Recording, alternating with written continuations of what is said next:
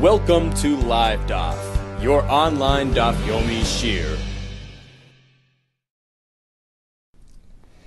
Shalom Aleichem, welcome back to today's Daf Yomi, which is Beitzah Daf Vav. We begin right on top of the Amid. Says the Gemara, Omar Rav, mace. If we have a mace who's awaiting Kavura, needs to be buried, and it's on Yom Tov. B'Yom Tov Rishon, if it's on the first day Yom Tov, so the first of 2 days Yom Tov in Chutz La'aretz. On that first day is Aske Boy Amim. We can have non-Yisraelim tend to the burial. Although typically, we never use the services of a goy on Shabbos or Yom Tov to do malacha. Here it's different. Because of human dignity, kavod hameis, kavod habriyos, we're allowed to use the services of a goy to bury this mace on Yom Tov Rishon. What about on the second day Yom Tov? Mace b'Yom Tov Sheni is asked by Yisrael. Here's the chiddush. On the second day Yom Tov, Sveika de Yoma, even the Yisrael can go ahead and do the Kvura. Even if it's on the second day of Rosh Hashanah, where we learned yesterday that perhaps there's a difference between Rosh Hashanah and your typical 2-day Yom Tov in Chutz La'aretz. There's the element of Kedusha Achas Ma'arichta, due to the fact that they impose that deadline when it comes to Kabbalas Edus. So for instance, if the Edom would arrive too late in the day, we would no longer accept the Edus. And at that point, we know Rosh Hashanah will be tomorrow, and we still keep Kedusha until the end of the day. We don't want to drop the Kedusha. At that point, we knew that you're not keeping 2 days because of the uncertainty. It was an absolute established practice to keep 2 days. That gives it an element of a continuous 2-day Kedusha, Yom HaRichta. In any case, the Chiddush is even Rosh Hashanah has the same din when it comes to a mace. On the second day of Rosh Hashanah, for instance, nowadays we know we're proficient with the calendar arrangement. We know that it's really the first day that's Rosh Hashanah. We still keep the second day because of the minhag of Eisenu, and perhaps we should consider the second day to be on the same level as the first day. Yom HaRichta, says the Gemara, no, when it comes to a mace, we differentiate and we say, Afilu b'shnei Yom Tov Rosh Hashanah, on the second day, we give it the same status as your ordinary Yom Tov, in which case we can have Yisraelim take care of the Kvura. So that's when it comes to a mace. Masha Enken with Beitzah. When it comes to an egg laid on the first day of Rosh Hashanah, you cannot eat that egg on the second day. We give it a din of Chad Kedusha. We don't say, well, Miman of Shach. 1 day is Kodesh, 1 day is Chol, as we do to your typical Yom Tov. Rosh Hashanah is different. Because typically we can say, well, if it was laid on the first day Yom Tov, it can be eaten on the second day. Miman of Shach. The first day is the real Yom Tov. Well, the second day is past Yom Tov. You can have the egg. If it's the second day that is Yom Tov, then it was laid yesterday, during a weekday. So either way, you can have it on the second day, but when it comes to Rosh Hashanah, we treat them like one continuous entity, one Yom HaRichta, both days are Kaddish. The egg laid on the first will be Asr, from the first all the way into the second. Nahardoi Amri, the Yeshiva Nahardar maintained, no, Afa Beitzah, even when it comes to an egg, we treat it like your regular 2-day Yom Tov in Chutz La'aretz, where 1 day is Kodesh, 1 day isn't. Egg laid on the first is mutter on the second. Why would you say otherwise? What could be a reason to say that the egg is Asr on Rosh Hashanah on the second day? Because of that svara that the Edom come too late and that it's 1 day Yom Tov. Dilma ma'abri leila Elul, because they might add a day to Elul, meaning make a 2-day Yom Tov, in which case we consider it like one continuous Kedusha. He quoted Rav as follows. You want to know that from the times of Ezra onward, Rashi says, we refer to Ezra because during his time they did add a day to El. They made Rosh Hashanah on the second day. But in any case, basically he's saying throughout history, we never found that it actually happened, that Elul was expanded. You added a day to Elul, meaning, as she explains, meaning that this whole concern, that Edom might arrive too late, we won't accept their Edis, we'll maintain today Kedusha and tomorrow Kedusha, never actually happened. except for that one time, as we learned yesterday, which prompted them to institute this deadline. But other than that, it never happened. It never happened in history that Edom arrived after Mincha and resulted in a 2-day Rosh Hashanah with this concept of Kedusha Achas. So although theoretically it could happen, but in practice it never happened. So Narodoi maintain that this concept of Kedusha Achas was never really activated. It never happened. It was never implemented. And therefore, why are you concerned about it? We don't have to be choshesh that it would ever happen. So you're sitting far away from Eretz Yisrael, you're keeping 2 days in the Chutz La'aretz. Yeah, because it's a suffix. You don't know which day will be Kodesh. But we don't apply this concept of Kedusha Achas. We don't consider both days Rosh Hashanah as one continuous Kedusha. We treat it like any other Yom Tov Sheni, in which case even the egg laid on the first day can be eaten on the second day Rosh Hashanah.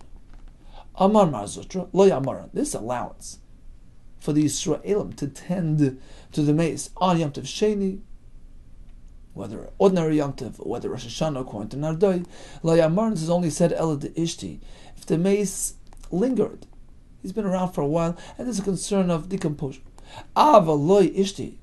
But if he hadn't really lingered, it's a fresh mace. Mash'in alei, we could just delay it and take care of it after Yom Tov. There's no heter in this case. Rav Ashi Amar, afagav loy ishti. Nami loy mash'in alei. Even if the mace had not lingered, hadn't been around for a while, there's no real concern of decomposure. We're not going to delay matters. My time, you know why? Yom Tov Sheni l'gabech mace. When it comes to a mace, when it comes to Kvura, Chachamim regarded Yom Tov Sheni k'choyle shavur rabban. They consider it like a weekday. Suspended all the rules when it comes to Kavod HaMace. Afilu lemegas leglima. Even to allow cutting up material to form a beged l'Kavod HaMace. Ulemegas le'asa, and to pick hadasim for the Kavod HaMace. For all matters pertaining to Kavod HaMace, it's like an ordinary weekday. Amar Ravina, for Idna, nowadays, the Ikar Chabri, we have these Goyim called Chabri, who really made life difficult for the Israelim. And Israel would get out of work on Yom Tov by saying, well, it's Yom Tov, we can't do Malacha. Now they'll see that Israelim are doing Kvur, they'll say, look, what? Yom Tov, look, you're doing Malacha, come work for us. They would insist that they would do Malacha, and therefore Chayshinim concerned about that. We don't allow Yisraelim to do Kvura on Yom Tov Sheni. Let's go over to Rashi, off to the right. So nowadays, Dika Chavri, Rashi says, Umma Risha, Shahayu Mei Parsim, in the time of the Persians, V'koifin es Yisrael asas malachtan, Ubi Yom Tov ayinitchu mehen. On Yom Tov, Yisrael would take off by saying, well, it's our holiday. Adi she'omer lehem Yom Tovu. Now, if the Goyim would see them burying, they'll compel them to do malach. Therefore, Bizman Azeh says the Gemara, when there are the Chavri around, we no longer are kover on the second day Yom Tov. Now, Tosfos gets into this whole discussion regarding Bizman Azeh when we don't have the Chavri anymore. Should we reinstitute this practice of doing Kvur on Yom Tov Sheni through Yisraelim? So his first approach is, yeah. Well, if the whole concern is no longer here, then why not? He says, just like Mayim Megulim, you have these exposed liquids, where the Gemara speaks many times, not warns against using it because of the eres of the nachash, the snake venom that might be contained therein. We don't have nachashim in inhabited areas, we're not concerned. So we see when the reason behind the takana was instituted based on a chashash. Well, if the chashash is not there, the takana no longer applies. So he says perhaps when it comes to the Yom Tov Sheni, we can allow Kvura today through Yisraelim. Umukal Malkum, he brings from Rabbeinu Tam with a story in Malone that there was a shaila of doing a Kvura on Yom Tov Sheni. Rabbeinu Tam did not allow it. He said they're not b'nei Torah, and it could lead to zilzal, to Yidden taking malacha lightly on Yom Tov. Don't do it. He brings furthermore that even Bizman Hazeh, we don't have this particular nation hounding us, but we have other considerations. we have Yehudim that are mishubadim l'malchus, working for the government. And here they're going to say, well, today's vacation, and then they're going to be seen taking care of Kvura. It's not really going to fly, and it's going to create concerns. Therefore, Tosfos says we should still refrain from Kvura on Yom Tov Sheni by way of Yisraelim. And others nowadays bring as well that we should avoid it. Or Moshe Feinstein seems to go with that route. He says there's another concern that it could lead to Yisraelim taking Yom Tov lightly and doing malachos that aren't directly associated with the Kvura. He says today we have the freezer, so there isn't really that same concern as we had then, and he seems to take a stringent approach. Continues the Gemara. Ravina v'Yosef kamei de Rav Ashi. Ravina was sitting in front of Rashi. B'shnei yomim tovim shel Rosh Hashanah. We had 2 days Rosh Hashanah, Thursday and Friday. So he was sitting there on the first day, on Thursday. Chazei dava atzav. He noticed that Rav Ashi seemed a bit dejected. Amar leis. So Ravina asks him, "Amay atzav mar? Why are you sad? What's wrong?" Amar leis. Rav Ashi responds, "You know why? I forgot to prepare erev tafshilin, and how am I going to cook tomorrow on Friday, which is the second day of Rosh Hashanah? How am I going to prepare for Shabbos without erev tafshilin, which allows us to do that?" Amalei Ravina asks him, Mar idna. It's not too late. I understand it's already the first day of Rosh Hashanah, but you can always make it erev tafshilin today on condition. Right? We don't know which day is really the Rosh Hashanah. So prepare erev tafshilin today and say, if today is a weekday and tomorrow's Yom Tov, so okay, I'm activating the erev tafshilin today, and you can use it tomorrow to cook for Shabbos. If today is Yom Tov and tomorrow, Friday, is no longer Yom Tov, then you don't need erev tafshilin at all. So what's wrong? It's not too late. V'loisav mara idna. Didn't Rabbi tell us maniach adam eruv tafshilin b'Yom Tov l'chaveroi u'masna? Rabbi tells us that if we have a 2-day Yom Tov, Thursday, Friday, and then Shabbos, you can make erev tafshilin on the first day with a Tanai. So why can't you do the same thing here on Rosh Hashanah? Says Rashi, around 7-8 lines down, Chazi. Ravina noticed Rav Ashi dava atzav. He was sad. Amay atzav mar. What's wrong? Amar lei. I never prepared the erev. Which would allow me to cook from Yom Tov Shabbos. That's not like Haman. Ois Adam Tavshil Merev Yom Tov L'Shem Erev. Ravina responds, you still have a solution. Ha'idna. Yom Tov Rishon on the first day, Rosh Hashanah.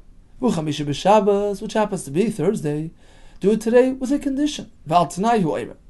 Im hayom yuchol l'mocher kodesh. If today is not really Yom Tov and tomorrow is, Yehei Erev. Then I want to activate the Erev today. V'im hayom kodesh l'mocher chol. If it's the other way, today is kodesh and tomorrow is chol. Hey, nitzach l'kach. I don't need any Erev. So why can't you just do that? Says the Gemara. Amar lei. Rav Ashi responds, that works for Pesach and Shavuos and Sukkot, but not for Rosh Hashanah. Eimod amar Rabba b'shnei yom tovim shel golis. Rabba's halacha certainly applies on your typical 2-day Yom Tov, where you can say, well, if today's kodesh, tomorrow's chayil, etc. B'shnei yom tovim shel Rosh Hashanah mi'amar. Would he then apply this concept on Rosh Hashanah? Rosh Hashanah has to be treated like a Yom Aruch, like one continuous Yom of Kedusha. You can't say, well, maybe today is Chayil, maybe tomorrow is Chayil. It doesn't work by Rosh Hashanah, as we explained earlier. Ravina responds, what do you mean? In Nahardoi, they said, Am Beitzah Muteris. Even Rosh Hashanah is treated like your standard 2-day Yom Tov. An egg laid on the first day is mutar on the second day of Rosh Hashanah because we treat it like a suffix. Only one day is Kodesh, the other day isn't. Amalei Rav Martche. So Rav Martche have to be sitting there. And he responds to Ravina, why are you asking our Rebbe this question? Beferish Amar Limar. Our Rebbe Rav Ashi clearly told me, Deloy Savar Lahol Nardoi. He doesn't hold of Nardoi as Chiddush. 2 days of Rosh Hashanah have to be treated like a continuous Zman of Kedusha, like a long day. Yom HaRichta. An egg laid on the first day is also throughout both days of Rosh Hashanah. And that's why he's stuck when it comes to the Erev Tafshilin. Once it's the first day of Rosh Hashanah, you cannot go ahead and prepare an Erev today on condition. because both days have to be treated like Yomim Kedoshim, like a continuous Zman of Kedush. Okay, so in conclusion, we had the halach of the mace, a Yom Tov Rishon, Goyim can bury, Yom Tov Sheni, even if it's Rosh Hashanah, Yisraelim could do it. Nowadays we have the Chavarim, the concern from the with the Goyim, we don't allow it regarding Rosh Hashanah. So now you had a Chiddush that even Rosh Hashanah is considered like your typical Yom Tov, and one day is Kodesh, one day isn't, so we have that suffix, and therefore the egg laid on the first day can be eaten on the second. You can go ahead and prepare an Erev Tavshil on the first day with that condition, but halacha l'maisa, we don't hold like that. We hold that Rosh Hashanah is different. It's like one day, Yom HaRichta, the egg laid on the first is also on the second, and you cannot go ahead and establish the Erev Tavshil on Rosh Hashanah using this Tanai. Continues the Gemara. Itma, we learned in the Beis Medrash. Until now we spoke about an egg laid on Shabbos and Yom Tov. What about a chick which hatched on Yom Tov itself? Itmar, Efroyach Shenoilad, be Yom Tov. A bird, a chick which hatched on Yom Tov itself. May be eaten or not. We have machlokes. Rav Amar Aser, he says you can't eat this chick. Ushmuel, V'itema, some say it was Rabbi Yehuda Amar, muter, totally muter. Explains the Gemara. Rav Amar Aser Muktzah. It's Muktzah.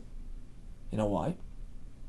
Because at the onset of Yom Tov, during Ben Hashmoshes, which preceded Yom Tov, where was this chick? Inside the egg, totally inedible. Even an animal wouldn't eat an unhatched chick. So it was Muktzah. It was set aside. It was not prepared for Yom Tov use. And therefore, even if it so happened that it hatched on Yom Tov, it's not going to change the status. It maintains the Muktzah status which it attained at the beginning of Yom Tov. Because the Muktzah status of any item on Shabbos or Yom Tov is determined by what its status was at the beginning of Shabbos or Yom Tov. In this case, it was Muktzah. It remains Muktzah throughout. Ushmuel, v'itema, some say Rabbi Yehuda Amar, muter. This chick is muter hoil umater atzma b'shchita. Listen to this svara. They say like this. Once this chick was hatched, came out, la'avir oilam, was born, it became a new entity. It turned from an inanimate object, from an egg, into a living being, into a baal chai, into a bird, into a chicken. In which case, now it's enabled for shchita. Something which didn't apply until this moment. So we view it as a totally new entity. What does muktzah mean? Muktzah means this entity was here and was unprepared until this moment. This entity was never here. It wasn't unprepared. It didn't exist until this moment. It's a brand new metzius, and therefore there's no muktzah applied. This chick that hatched on Yom Tov can be eaten on Yom Tov through shchita. So according to Rav, we view the chick as part of the egg, and since during Ben Hashmoshes this entity was muktzah, it remains that way throughout Yom Tov. Shmuel says no, it's a brand new mitzvah, it's a brand new phenomenon, it's a new entity, it's a Baal Chai which was created right now. It wasn't here until this moment. If it's here all the way through and it wasn't prepared, I understand it's muktzah. This thing was never here. It just arrived. And it's perfectly edible. You could be sheichet it. So there's no muktzah applied. Amri le Rav Kahana Rav Asi le Rav. They asked Rav Shailu, you tell me the Efroyach with Noilad on Yom Tov is muktzah? V'chima ben zela egel shenolad b'Yom Tov. Why would you differentiate? What's the difference between the chick, where you say it's asur, and the egel, a calf born on Yom Tov, where we know it's mutter, as we're going to see later in the Beitzah? What's the difference? Both were born on Yom Tov. Calf is mutter, and the chick is asur.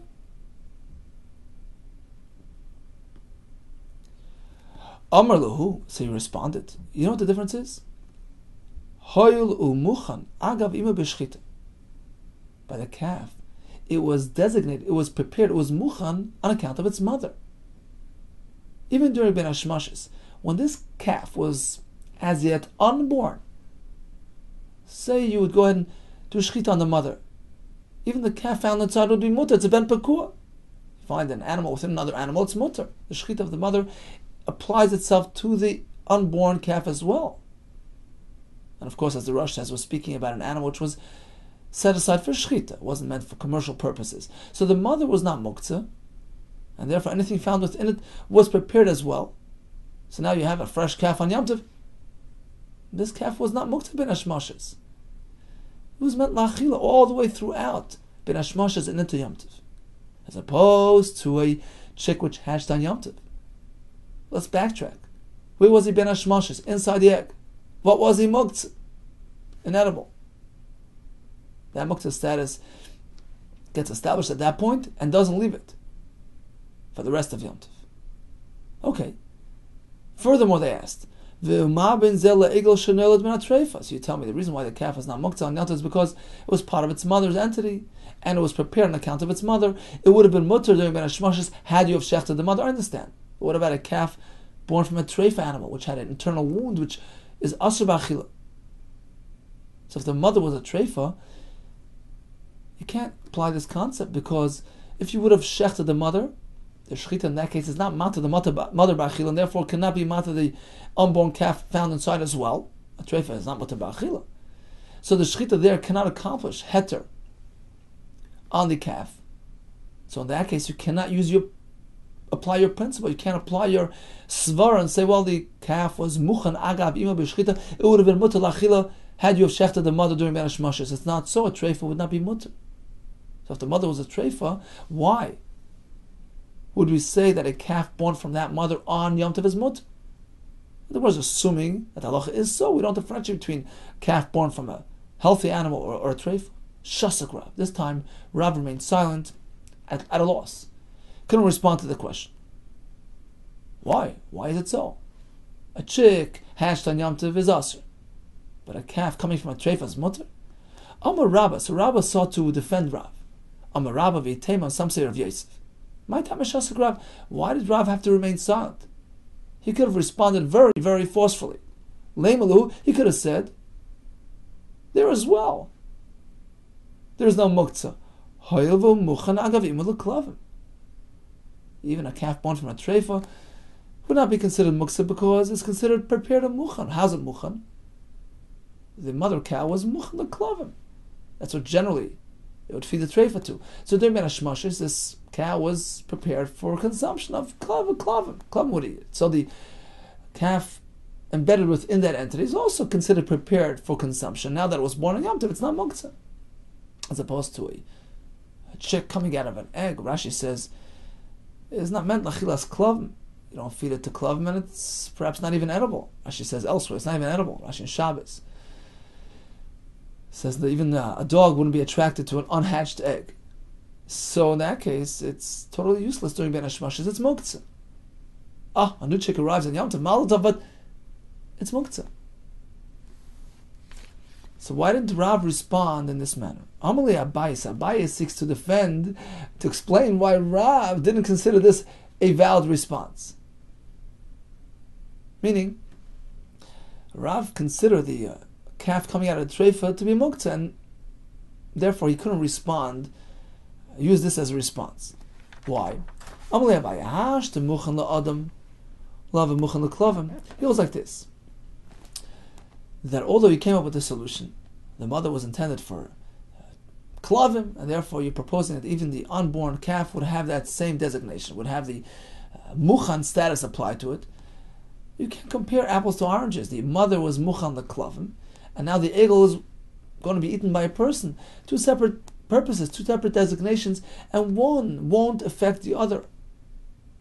The mere fact that the mother was intended the klavim will not benefit the calf, will not allow us to consider the egel as a muchan le'adam, because human consumption, animal consumption are two different stories. And he's going to prove it.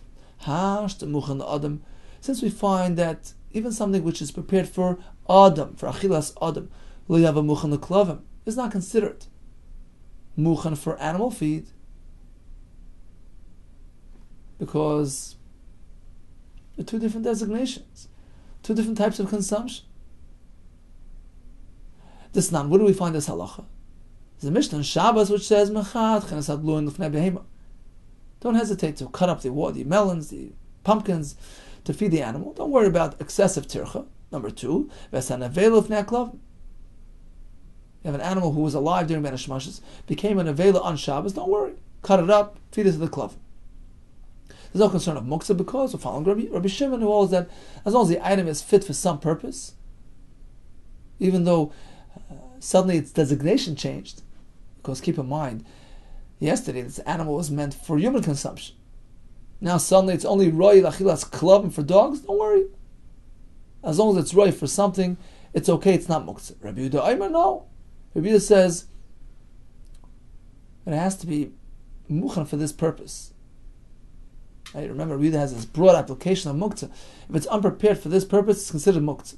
Therefore, Rabbi Yehuda says, of Shabbos, unless this thing was an available before Shabbos, so coming into Shabbos, it was meant for dog feed. Asura, you can't feed it to the dogs, it was considered unprepared. Yesterday it was meant for an adam. Now suddenly you're going to feed it to a kelev, it's a new use. It wasn't designated for this purpose, it's considered unprepared and muktzah. Apparently, says Abaye, we see from here that even if it was mukhan la'adam, it was meant for consumption. But because it was meant for human consumption, that can be stretched over to animal consumption. Each creature has its own designation, its own hachana. Mukhan la'adam will not make it mukhan la'klav. If so, continues Abaye, certainly if we find that even something which is designated for adam who stands higher than an animal will not automatically be considered mukhan for the animal who stands lower because it's a different type of use, then of course mukhan l'klavim, if it's only meant for animal feed, such as this treifa animal we're discussing, have a mukhan l'adam, can you say suddenly it's going to turn into mukhan l'adam? If this calf is born in Yom Tov, well, since the mother was meant for an animal, was meant achilas klavim, the calf as well will be considered designated and prepared for human use? Of course not. If you can't even downgrade, of course you can't upgrade. You can't add chashivas to this item. It was meant only for klavim. How could you consider it mukhan la'adam? That was Abaye's way of thinking. And therefore he says, I understand why Rav couldn't respond to your question. Again, what did Rav say? Afreich shenol b'yantav is muktzah because during Ben Hashmashos it was part of the unhatched egg, useless, muktzah, and that remains throughout Yom Tov. 1 second, why is this different than a calf born on Yom Tov? From a treifa, where the mother could not have heter shechita during Ben Hashmashos, so you can't use that as a solution. Here it was aser. So why is the calf considered prepared and non-muktzah?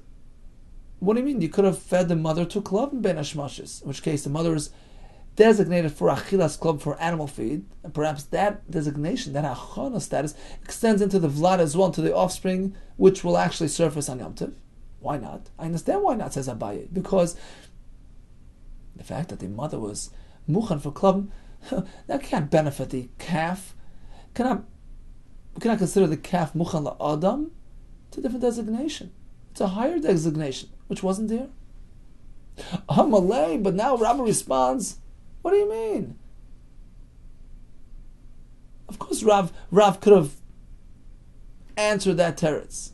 Of course he could have said that the calf coming out of the treifa is not muktzah, despite the raya that you brought. The big difference. Yeah, of course, certainly. Mukhan la'adam, lavim mukhan la'klavim. Of course you're right. Something which is meant for an adam, such as this animal, which happened to die on Shabbos or Yom Tov. Since it was roi la'adam yesterday, during Ben Hashmashos, it was meant for an adam, for human consumption. Well, you have a mukhan la'klavim. I understand that now that it dropped down to an avela and it's only going to be used for animal feed, you don't say that it's become designated for animal feed because this thing during Ben Hashmashos was meant for adam. It was meant to provide a person with his needs. That can't be downgraded. You don't say that included in that is animal feed. No. It wasn't really designated for animal feed. Because something which is fit for a person's consumption, he's not going to toss it to the dogs. He never had that in mind. Doing ben hashmashis, it wasn't meant for this. So I understand why it's a problem of muktzah. So if an animal dies on Shabbos, it's muktzah. Because it was never meant l'klav, it was meant l'adam. But when it comes to our case of the treifa, of course it works. Muchan l'klav, have a muchan l'adam.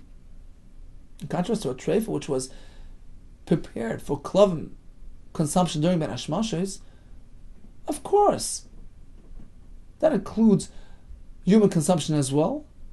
The da'at to the inish, a person's mind is I'll call me the chazle on anything that he can eat, meaning whatever he can get his hands on. That's part of his das. So in this case, although the mother was a treifa and is only roi for klavim during ben hashmashis, I understand, but I hope I can get a calf out of it, and that calf I will eat on Yom Tov. So since the mother had a muchan status on account of the fact that it was muchan l'klavim, that hachana extends into its offspring as well. Now we have a new calf on Yom Tov. It's perfectly edible. It's not muktzah.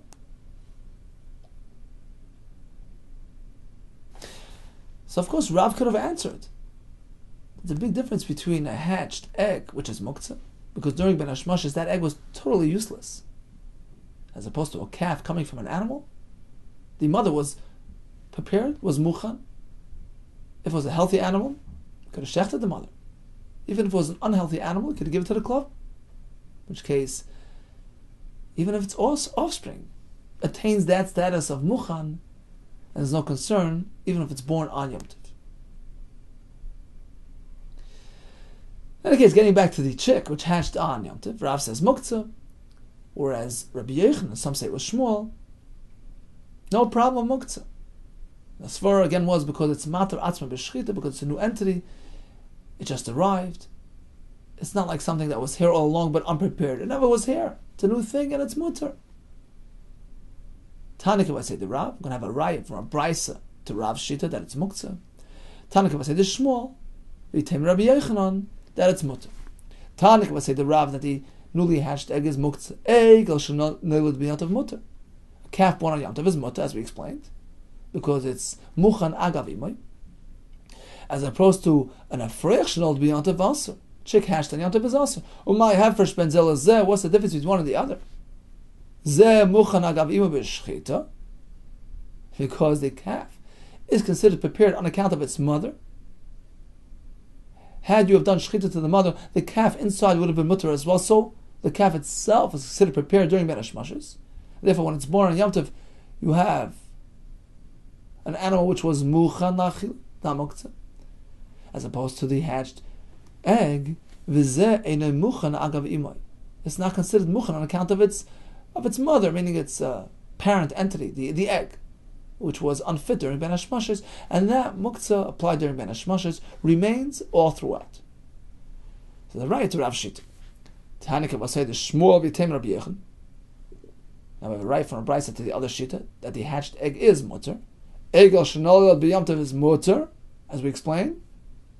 And even the afroyach shenolad b'yom tov mutar. Why? My timer, for two different reasons. Zeh muchan agav imoy. The calf is considered prepared on account of its mother. It's part of its mother entity. The mother is muchan, so is the offspring. V'zeh mater atzma b'shchita. And when it comes to the afroyach, the reason why there's no muktzah there is because it's a new entity. When it hatches, it becomes an eod for shchita. It's a balchai, it's a new mitzias, which was never here. And therefore, it's not considered unprepared. It's fully ready and prepared for use.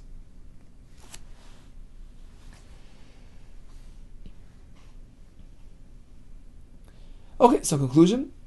We learned that an egel born on Yom Tov is certainly mutar, whether he's coming from a healthy animal, in which case you could say muchan agav imoy b'shchita, or even from a treifa, muchan agav imoy l'klavim. Chicks hatched on Yom Tov. According to Rav, asur, it's muktzah.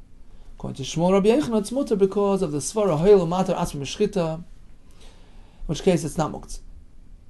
Tanu Rabbanan related in a Beitzah, efroyach shenolad b'yom tov asur. A chick, a bird hatched on Yom Tov is asur. This is the Beitzah which we used to support Rav Shita. It's muktzah. Rabbi Lezer ben Yaakov Omer af b'choil asur. Meant to know that even a newly hatched bird or chick on an ordinary weekday is also as well, because he hadn't yet opened his eyes. Kiman Azla de Sanya. Who's the author of the following Bryce? In line with whose shita was it said? The Bryce which starts with a pasuk, the pasuk says all these creatures are us. What are we coming to include? Chicks, birds which have not yet opened their eyes, are considered like a sheretz, not developed enough to be mutar ba'achila. Kiman, in line with whose shita is this? That it's us. Amarfun, Amarav. Beitzah, imitzi asa nigmara. When do we consider the egg to be fully developed? When is it nigmar? Imitzi asa. Only once it's laid. Ma imitzi asa nigmar. Pertaining to what halacha is he stating this fact? It's only considered fully developed once it's laid, as opposed to when it's inside the mother. Ilema imitzi asa nigmara. Is he trying to say that only once it's laid is it considered fully developed, and it's considered a separate entity, an egg, as opposed to flesh, which allows it to be eaten with milk?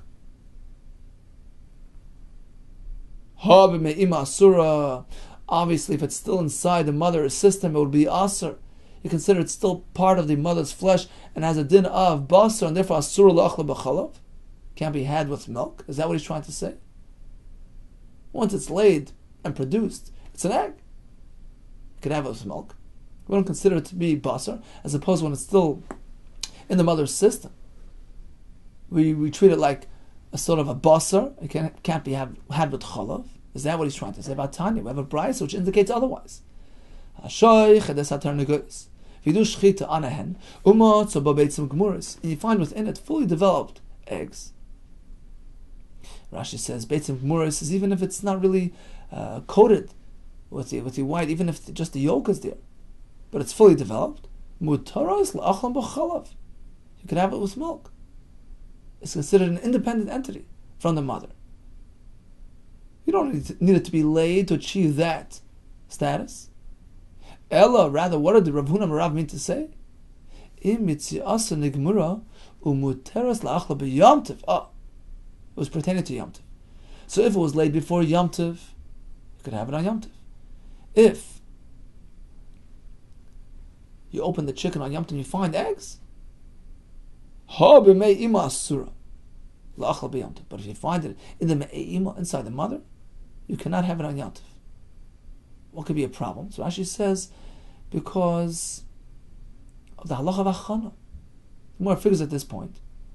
If you find eggs inside a mother on Yom Tov,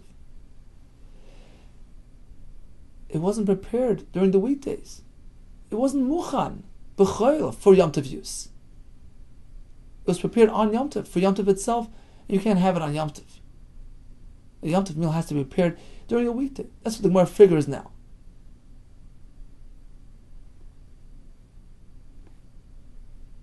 So the Chiddush, even though it's Yom Tov preparing for itself, the Gemara figures at this point it's a Havamin of the Gemara. That's also problematic.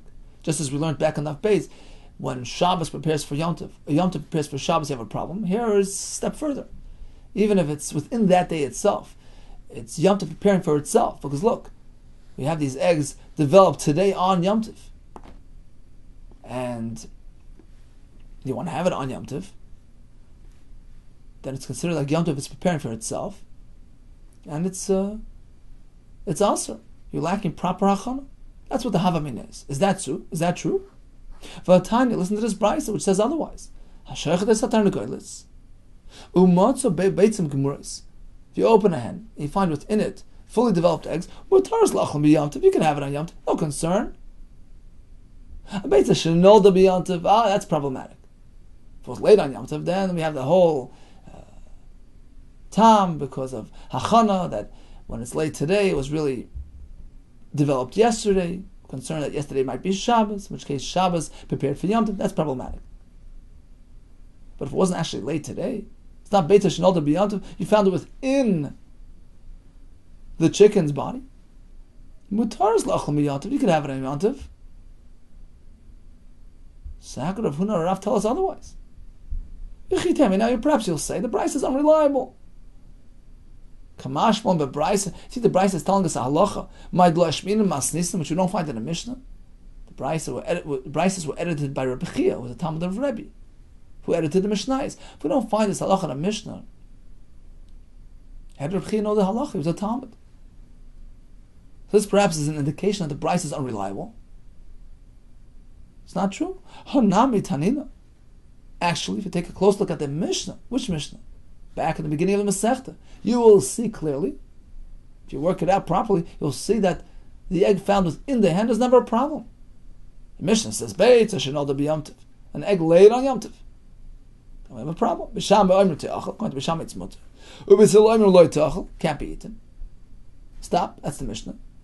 Let's analyze the Mishnah. V'ad kan le pligi. B'sham be'sil. You know when we have a machlekes between B'sham and B'sil? That's only when it was laid. Ela b'noda.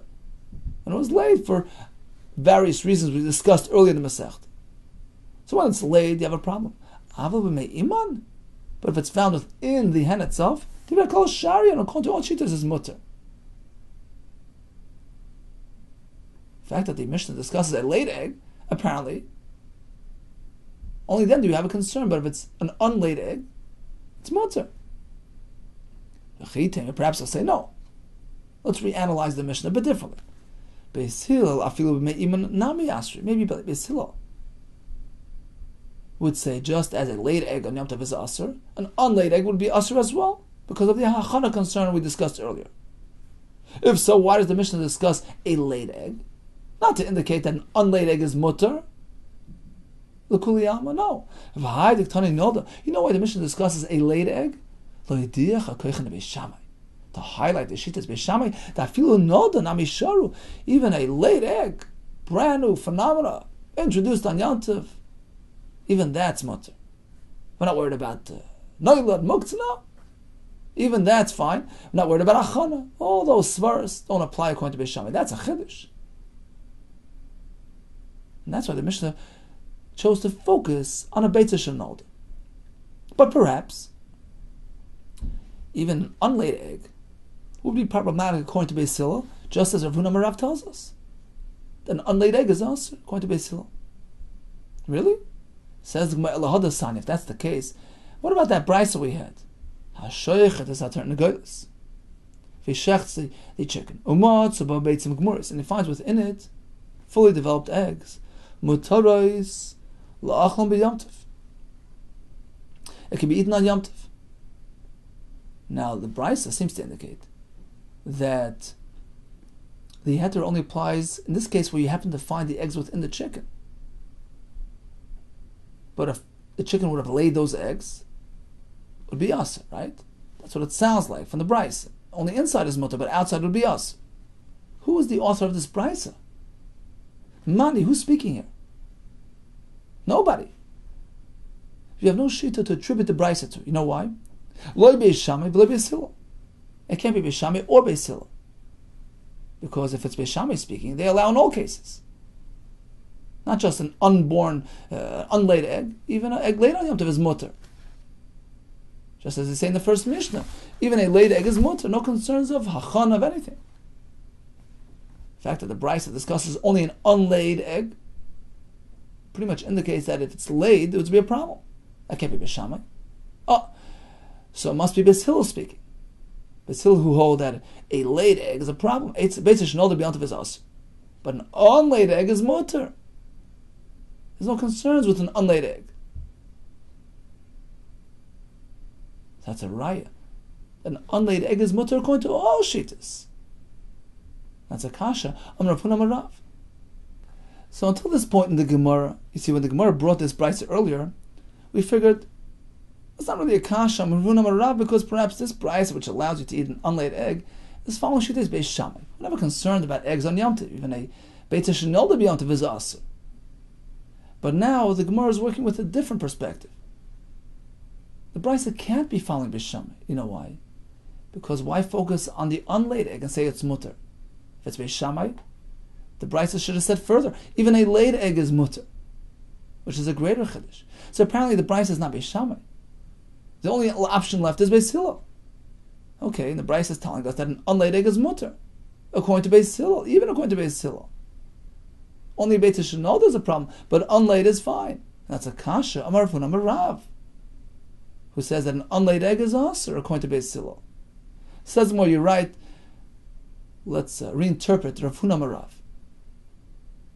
Ella, says the more 2 lines from the bottom. Ella emitz aser nigmara. What he meant, that when it's laid, it's fully developed, nigmara u'megadelas afreichem. From now on, it has the ability to produce further.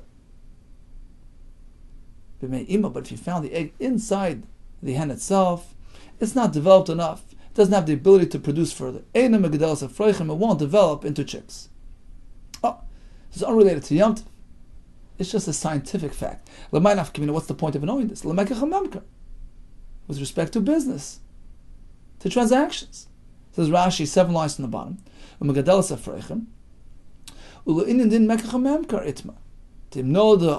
If the egg was laid, nigmar bishul, it's fully developed, fully mature. You can use it to produce chicks further. If you find it within the mother's stomach, it doesn't have that ability. It's not enough developed for that. Suppose this merchant was approached by a customer. I need some eggs for chick production. If you went ahead and sold these eggs, which were unlaid eggs, cancel a transaction. It was a mistaken transaction. Says the Gemara on the bottom line. Like we find the following story. This fellow approached the merchants and he said, Bei de pachya, Laman. Who has Bei de pachya? What does that mean? Says Rashi on top. The pachya, the paya. Paya is he yelps, he makes noise when she lays her eggs. Laid from by a live hen, who quacks when she lays. So he's asking for eggs laid by a live hen. Beye, eggs, the pachya. Laman, who can sell me these eggs? Apparently he wanted them for further chick production. And they fooled him. They gave him eggs from a shechted animal. Eggs found inside a shechted hen. The wrong ones. Asal kamed Rabbi Ami. He approached Rabbi Ami. He told him the story. Amarlu, Rabbi Ami responds, Mekach tosu. It's a mistaken transaction of a hadar. You cancel a deal. Because he asked for apples, he got oranges. It's 2 separate things. Pshita. Says more, of course, obviously. What's the chiddush of Rami? He asked for one thing, he got the other. Ma'od Tema, perhaps there's room to think. That's not really a mekach tos. Why? Hai la'achila kaboilo. Really, this fellow wanted them for personal consumption, not for commercial purposes. The reason why he described it as such, because they're higher quality. So he wanted lachila, but he wanted a better type, and that's why he said be'id pachya. Now, what difference does it make whether he intended for commercial purposes or he wanted it for his own consumption, but he wanted a better quality egg laid by a live chicken? Either way, he didn't get what he asked for. It's a megach tos. No. It says, well, lemisveled beni beni. Difference is like this. If he had commercial intentions in mind, so then it's the wrong thing. Megach tos. But if we can go ahead and interpret his intention in a way where it won't make a mekach tos, that he really wanted it la'achila. He wanted a better quality egg, a better product. But in that case, he got the same thing he asked for, but lower quality. They have to refund him the difference in value. But you don't say the transaction failed. It's not a cancelled mekach. Kamashmon, the chiddush of Rami was, even though he didn't stipulate, he didn't say, I want the be'ed pachi because I needed to produce eggs. He didn't actually spell it out. He has the right to say, that's what I had in mind. That's why he asked for these specific type of eggs. And you gave me the wrong one. Kamashmon, the chiddush is, it is a mekach tos, and it's cancelled. We have another similar story. Hahuda Amalu Bei de Dichur Laman. He went to the marketplace and announces, Bei de Dichur Laman, who has eggs which were fertilized by a zachar, as opposed to eggs produced by a hen through, Rashi says, through rubbing on the floor and warming. I want the real ones. Bei de Dichur Laman, he repeated his question. Yavale, they gave him the wrong ones. They gave him eggs of safna ma'ara, produced by a hen where it was unfertilized. It got its warmth from the ara from the ground. And those eggs cannot produce any chicks. The wrong ones. He wanted chick producing eggs. Once again, Aslan came to Ravami, he approaches Ravami. Ravami says, cancel the deal. Pshita, of course, what's the chiddush? If he asks for one thing, gets something else, of course, it's the wrong thing. Once again, perhaps I would say, he didn't have commercial intentions in mind. He wanted to eat the eggs. The reason why he described it in such a manner, fertilized the eggs, because they're better quality. They're higher quality eggs, more nutritious. And in that case, perhaps the deal is still on. What do you mean? What's the difference? Fact is, he got the wrong one. Perhaps they can just refund him the difference, but he has to hold on to the deal. The chiddush of Rami was no. He has a full right to say, I needed it for commercial purposes. You gave me something which is not right for that. You gave me the wrong item. The deal's over. So the bottom line is, when Rav Huna Marav says, Beya imitziyasa nigmara, he didn't mean regarding Basa B'chalav. He didn't mean regarding Isra Chil and Yom Tov. He simply meant with respect to Mekach HaMemka. A fully developed laid egg has the ability to produce further, as opposed to an egg found within the Tarnagolos itself. So, what did we learn today? There's a mace on Yom Tov Rishon. Goyim take care of it. On Yom Tov Sheni, even second day Rosh Hashanah, Yisrael will handle it. Ha'idna, the Ikar Chavri, we don't do that. What is the status of Rosh Hashanah? How does it compare to the regular 2-day Yom Tov? According to Nardoi, one and the same. We have 1 day Yom Tov, 1 day Chol, and therefore an egg laid on the first day, Mutar on the second day. You can make Erev Tavshil on the first day on condition. Today is Chol, tomorrow's Yom Tov. L'alacha we don't agree. We say Rosh Hashanah is a din of Yom HaRichta. A calf born on Yom Tov is mutter because it's considered prepared agav imoy b'shchita, or if the mother's a treifa, muchan agav imoy leklavim. Regarding an afroyach, a chick hatched on Yom Tov, Rav says asur it's muktzah. Shmuel Rav Yechon disagree. Hoylo mater atzmi b'shchita. It's a new entity which was never here and is not considered muktzah. We learned about afroichim, whose eyes were not yet opened. According to Rabbi ben Yaakov, it's asur. We learn from pasuk. According to Rabban, it's mutter. We conclude that the eggs found within the Tarnagolos on Yom Tov are mutter as well. The halacha of imitz asur nigmara is only pertaining to chick production. Kol tov to you and much hatzlach.